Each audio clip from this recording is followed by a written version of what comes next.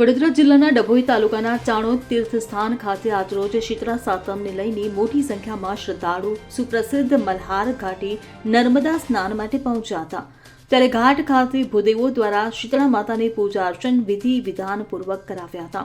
મોટી સંખ્યામાં મહિલાઓએ શીતળા માતાજીનું પૂજન અર્ચન કરી ધન્યતા અનુભવી હતી। ગતરોજ રાંધણ છઠે પૂરી, વડા, ભજીયા, દૂધપાક, શ્રીખંડ, કારેલા, કંટોલાના શાક, કઠોળા, કઢી ભાત સહિત વાનગીઓ બનાવી હતી। ત્યારબાદ રસોડું, ગેસ, સગડી વગેરે ધોઈને સાફ કરી ચાંદલા દિવસે પૂજા કર્યા બાદ આજરોજ ઠંડુ ખાવાનો વહેવાર છે। તો આજરોજ સવારે નર્મદા સ્નાન, શીતળા માતાની પૂજા કરી શીતળા માતાની વાર્તા સમૂહમાં ઘરે મહત્વ સમજાવાઈ હતી। મુકેશ ખત્રી સાથે CN24 ન્યૂઝ, ચાણોદ।